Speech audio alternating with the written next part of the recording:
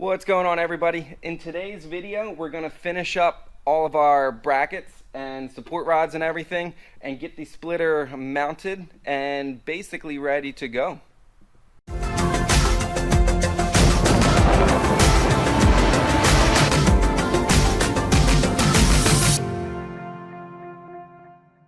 Alright guys, so we're picking up on this one where we left off on the last one, which is we got the tunnels mounted to the splitter. So basically this one will just be mounting the splitter. If you're not doing tunnels or anything like that, pretty much start where I'm starting on this one and go through from there. The previous one was obviously like all the mock-up and the mounting of the tunnels to the splitter and, you know, a lot of like planning, so that way once we jump to it everything should kind of go a little bit smoother. So yeah, from this point on we're going to make a few of our brackets, any other supports or frame or anything, and that's it. Should be done. Alright guys, in a previous video trying to record underneath of the car, it was pretty dark, so I picked up this little light, so hopefully this makes things a little bit better. So here's our very first initial mock-up, and you can already see the issue, the angle it's on. I'll show you what's happening. So you can see how it's hitting the intake tubing right there. So for those of you who don't know, there's a 3.5 EcoBoost swapped into this car, and the two turbo inlets come down into a Y and kind of come right here. So my initial thought is to, let's see if I can kind of like slide this up more out of the way. Otherwise, I think just nipping off the corner of this tunnel, I might just be able to get away with just nipping off the flange. So we'll see what we get with that, and then kind of continue to work to get this where it needs to go.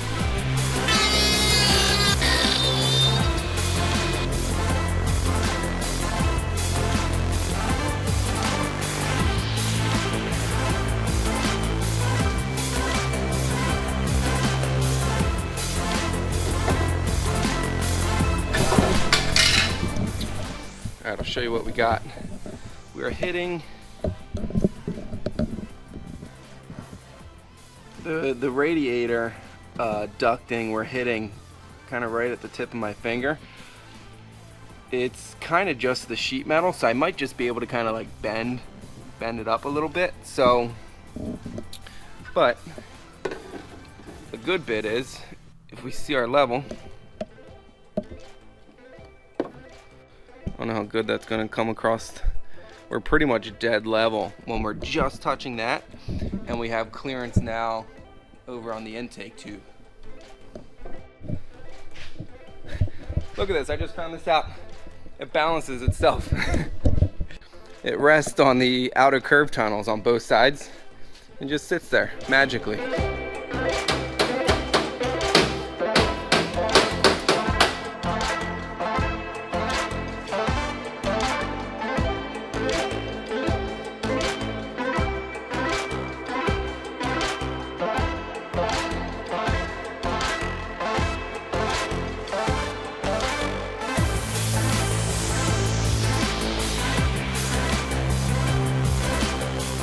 Alright guys, the battery died during the time lapse, but all I really did was just kind of nudge this into position.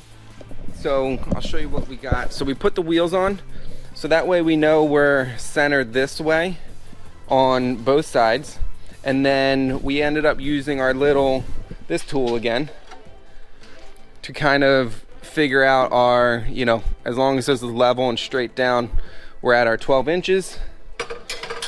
So basically this is the first time this thing has been exactly where it's going to be on the car. So at this point we will pull the wheels off, try and get the initial inner bracket in there somewhere. We will trace along this bumper lip as well, because we're going to be on and off with it a handful of times. That way we can just get everything back in place quickly and easily and just kind of keep going with all the brackets. So we're kind of on the home stretch on this thing.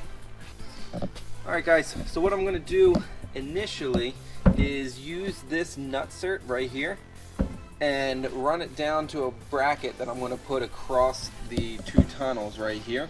So it'll kind of support both tunnels at the trailing edge and run up to that nutsert on both sides. So we'll knock that out first.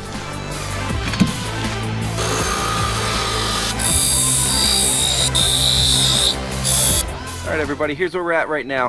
Here's our initial tube. Here's where we're going to drill the holes and bolt it to the tunnels. This is where we're going to do a little bit of a slot. I'm going to steal the idea that I used for our diffuser. I'll show you here.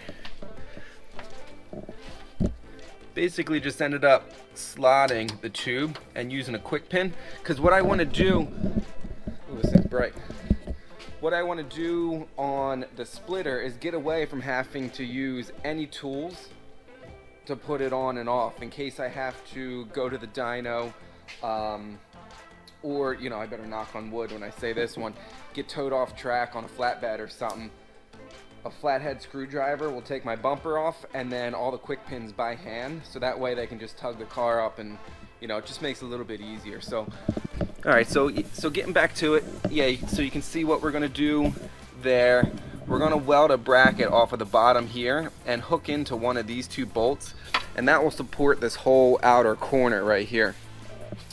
The other thing we did was this tube right here ends up running all the way back to right here. We're going to weld some sort of bracket or, you know, mounting lug right here. So what we do, the splitter will just kind of slide up into it. Then all we do is just lift the front up, and this side will be a little bit easier. So you can see our original mounting point there. That's going to come down to this main tube or rib or whatever you want to call it, and we're going to add another one in the center going up as well. So we'll have 1, 2, 3, and then technically that fourth point back here on each side. So that's about 8 mounting points. That should be plenty. Alright, so here's where we're at. We have our extra long ones, which are going here rearwards. Now what's kind of cool is we're gonna dual purpose the bolts that hold the tunnel on, so that way we don't have to run any extra bolt heads underneath. So we're gonna utilize these once they're in place, so we kind of have that ready. These ones are easy. We chatted about them earlier. They're just coming straight down. We're gonna have to add one here. Our brake duct is like right here, so we're gonna have to slip it in right in the back here. The splitter's forward right now, so this bar will be around here when it's all hooked up. And then these guys that we mentioned earlier will go somewhere right around there. The other thing, now when this bar is attached to the splitter and the whole thing goes up and in, we have, thought we had them, here they are. So these 3/4 inch tubes are what's going to be welded. They're going to be welded to this thing right here, something like that.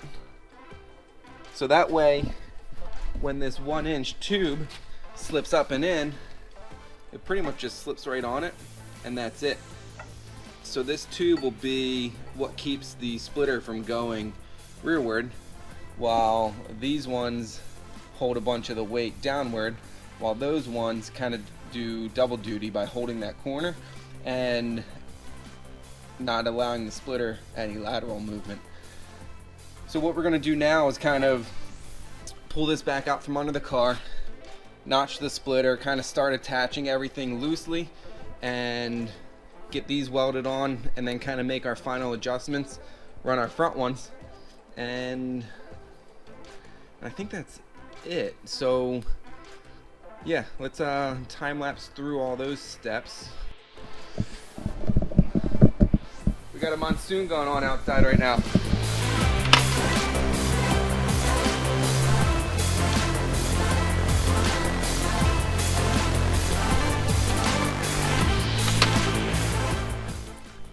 Alright, so what you can see we did here was just pre-drill our holes and get these loosely into position, because if you remember a few clips ago, the ends of these are going to basically slide into like lugs we're going to weld onto the engine cross member.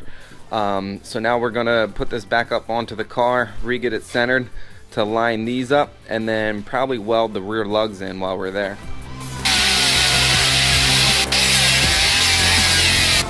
Alright, so we just got this little bit cleaned up. Might not look like it, but this is clean metal right here.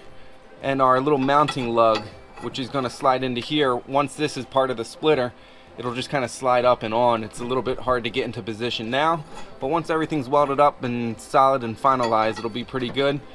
That'll lock this in, and then we can kind of just move forward with our mounts.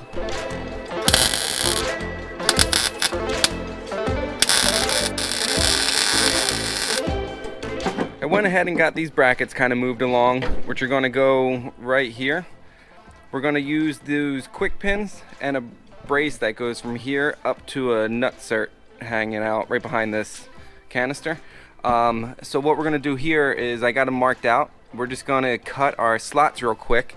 Then we just run some simple 1-inch flat steel bar up to our reinforcement beam, and yeah, it should be, we're moving along pretty good.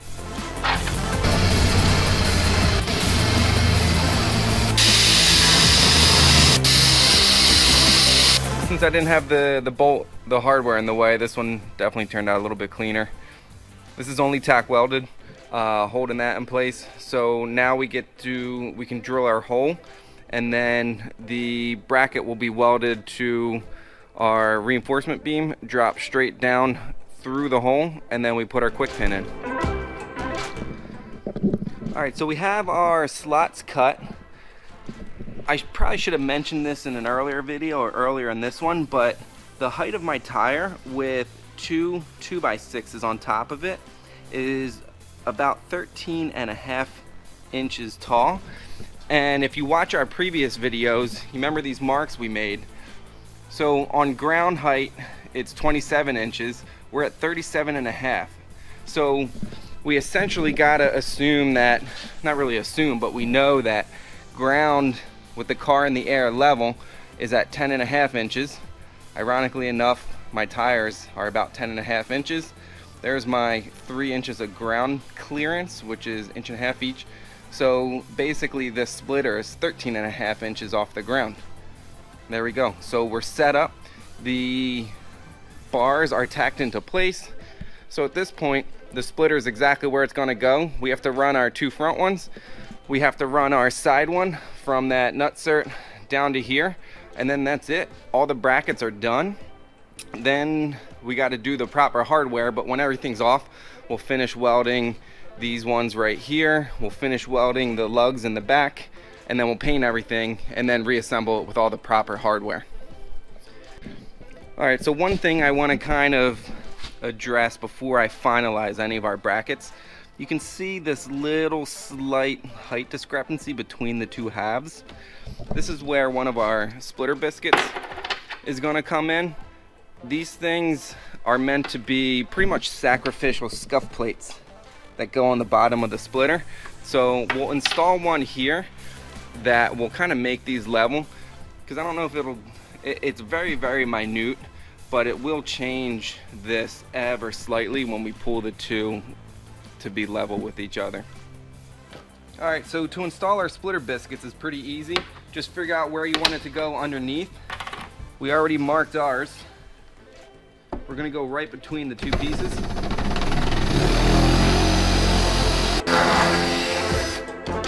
A complete kit comes with this cone that goes on top, the sacrificial scuff plate, and a piece of hardware. This one is longer to fit our thicker splitter. Normally they come with a 1-inch piece of hardware. Alright, so there you go. They're nice and perfectly flush and even now. And we have that aluminum biscuit on the bottom that if this scrapes the track or the curb enough, we can just replace the biscuit. If you're interested in these splitter biscuits, I'll put a link to them in the video description below.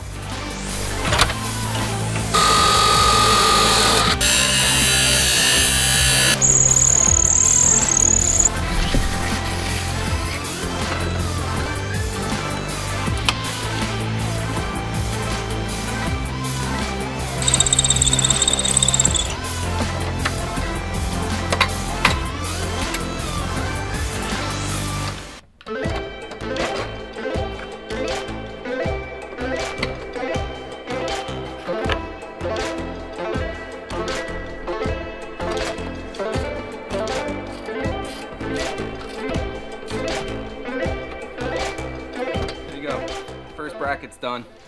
Now we just got to do the rest of them, and same thing is going to happen from here down to here. So we're working on this bracket here, which is going to go from that hole down to here. But as you can see, we need to make it twist. So it's pretty simple to make a 1/8 inch flat stock twist. I'll show you how. Clamp it up just past where it needs to stay flat, and then you just put a vice grip on it. Shoot you up, just so you can see. So the vice grip gives you leverage to basically just twist it. And we know we need it to be 90 degrees.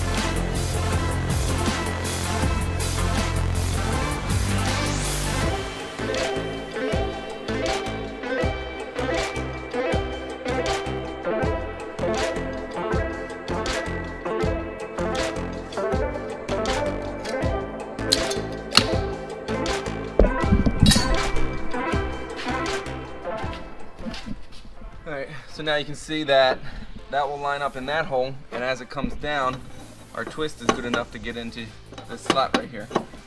So now what we got to do is just slightly trim it to length, drill our hole, and then this bracket's done. Alright, so here you can see we got our side ones on, bolted up there. Again, these are just kind of placeholders until the proper hardware shows up. We're going to finish welding on this little bracket, which will hold this outer corner basically. So, but it's all behind the bumper, which is nice, so we won't have any support rods out here. And without being completely hooked up and bolted up, you know, you can see me standing on it, so it's pretty rigid. I think once we bolt up everything firmly and add the extra hardware, it'll stiffen up a little bit more.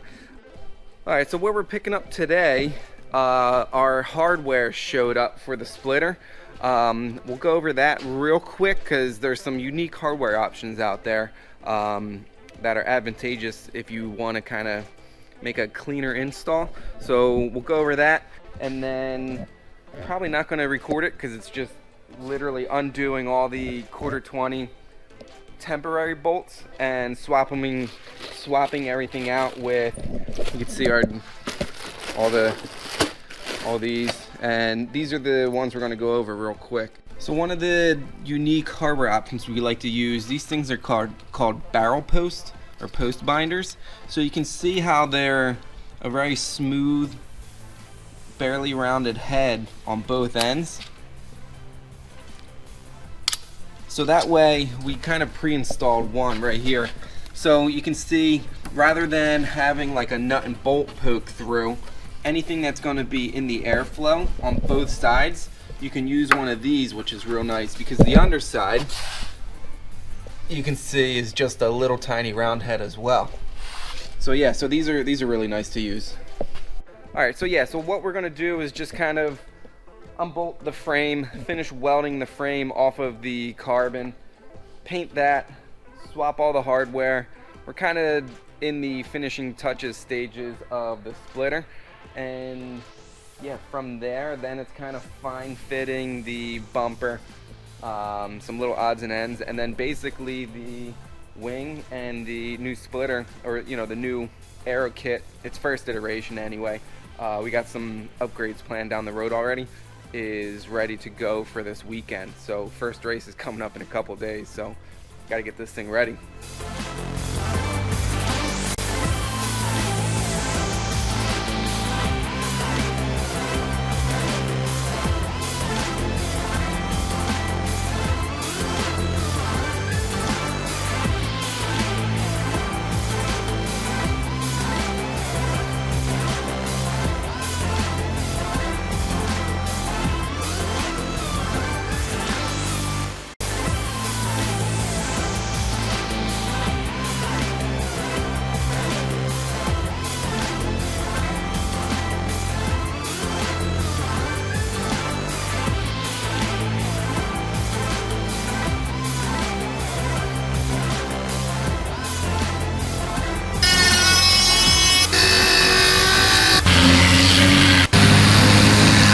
Alright, so you didn't miss too much. You can see how we just put in the nicer hardware all around.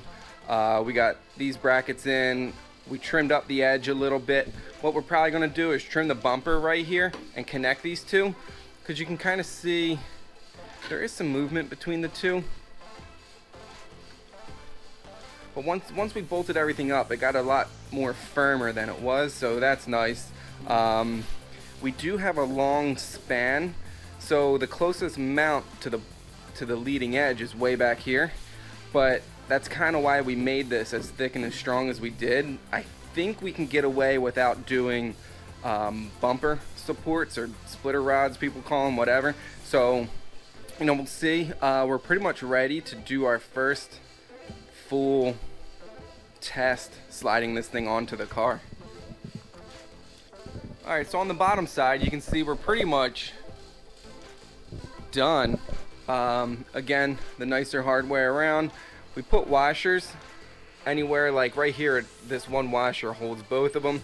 Anywhere that there's going to be a little bit higher loading, we use washers. Otherwise it's just the button head.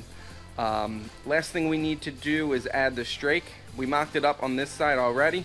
We're going to have to add the strake to that tunnel, which you can see we're going to cut out right here, and then that's it. Splitter will be done. As far as the main body of the splitter, we still got to do side plates and the flaps coming up.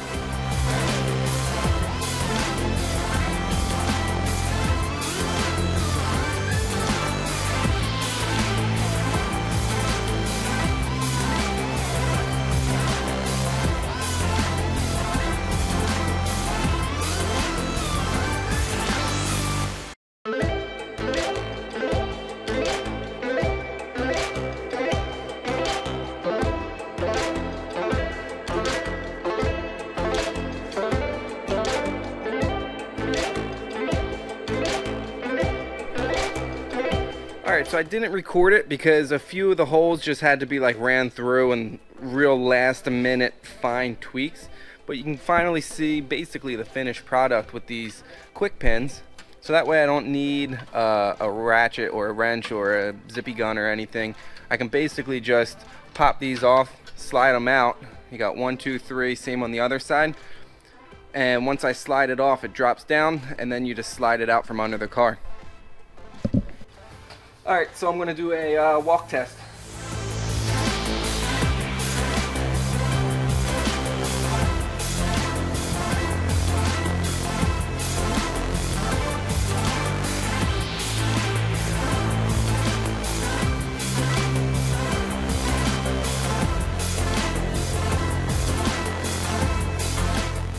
Alright, so walk test, it feels okay. It is a long span. So, you know, it's a full 12, well, it's a 12 inches from the bumper. The beam, or, you know, the main spar running down the center is a few inches behind that. We got a good, I don't know, 18 inches or so of unsupported area. So I might look into some splitter rod. We'll kind of see. But yeah, so basically the finished product is done. Now it's just kind of cleaning up all the Sharpie lines, any fine little last minute tweaks, and we're all set. Alright guys, there you have it. This wraps up kind of the initial stage of the tunneled splitter build. Again, all of these tunnels, the small curved, the large curved, the inside straight, are available on our website. We'll put them in the video description below. Again, we used just basic steel tube, you know, 1-inch flat steel. These pins you can actually get from Home Depot, Lowe's, stuff like that. So, you know, you don't need fancy stuff.